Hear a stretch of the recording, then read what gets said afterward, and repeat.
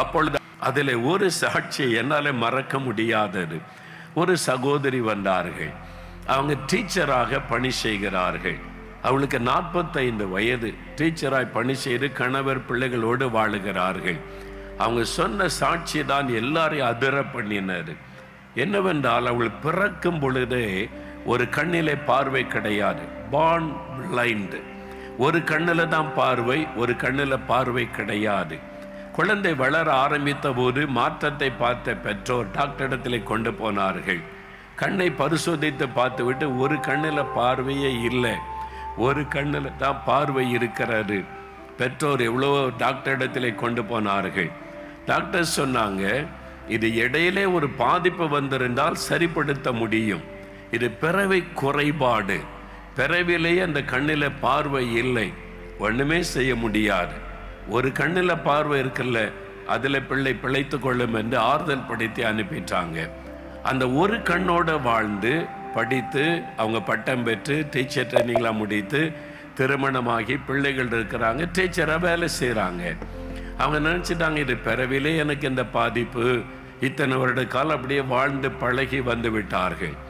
அன்றைக்கு கூட்டத்தில் ஆண்டவருடைய வசனம், ஆண்டவருடைய வார்த்தை அவருக்குள்ளே ஒரு விசுவாசத்தை உண்டாக்கினார். 2000 ஆண்டுகளுக்கு முன்பாய் பிறவி குருடர்களுக்கு பார்வை கொடுத்த இயேசு அவர் இன்றைக்கும் உயிரோடு இருக்கிறார் என்றால், இன்றைக்கு அப்படி அற்புதம் செய்யணுமே, அவர் செய்வதற்கு ஆயத்தமாக இருக்கிறார் என்று இந்த ஊழியக்காரர் சொல்லுகிறாரு. இன்றைக்கும் இயேசு அற்புதம் செய்கிறார். 2000 ஆண்டுகளுக்கு முன்பாக எப்படி செய்தாரோ அதே விதமான அற்புதம் செய்கிறார் என்று இந்த ஊழியர் சொல்லுகிறாரு. அப்போ எனக்கு கண்ணில் பார்வை கொடுக்க முடியுமே. விசுவாசம் வந்தது, அவங்களுக்குள்ள ஆசை வந்தது. எனக்கு இந்த கண்ணில் பார்வை வரணும், நான் ஒரு கண்ணோடு இத்தனை வருட காலம் வாழ்ந்து விட்டேன், இந்த கண்ணில் பார்வை வரணும். விருப்பம் வந்தது, விசுவாசம் வந்தது. ஜெப நேரத்தில் வியாதி உள்ள இடத்துல கை வைத்து ஜெபிங்கள் என்று சொன்னபோது அந்த கண்ணில் கை வைத்து ஜெபித்தார்கள். இயேசுவே, 2000 ஆண்டுகளுக்கு முன்பாக அற்புதம் செய்த இயேசு, நீர் இன்றைக்கும் உயிரோடு இருக்கிறீர் அப்படின்னா என் கண்ணில் என் பார்வை தர முடியும், எனக்கும் ஒரு அற்புதம் செய்யும், நான் விசுவாசிக்கிறேன். பிறவிலேயே பார்வை இல்லாமல் இருக்கலாம், பிறவி குருடர்களுக்கு பார்வை கொடுத்த இயேசு என் கண்ணில் பார்வை தர முடியும், நான் விசுவாசிக்கிறேன் என்று சொல்லி கண்ணில் கை வைத்து ஜெபித்தார்கள். 5 நிமிடம் ஜெபம் நடைபெற்றது. ஜெபம் முடிந்து அந்த கண்ணில் இந்த கையை எடுத்த பொழுது பார்வை வந்திருந்தது. அவனுக்கு ஆச்சரியம். பார்க்குறாங்க, முதல் முறை அந்த கண்ணில் பார்வை வந்திருக்கிறது. எப்படி இருக்குன்னு யோசித்து பாருங்க. மேடையில் பிஷப்பையா போதகள் எல்லாரும் இருக்கிறாங்க.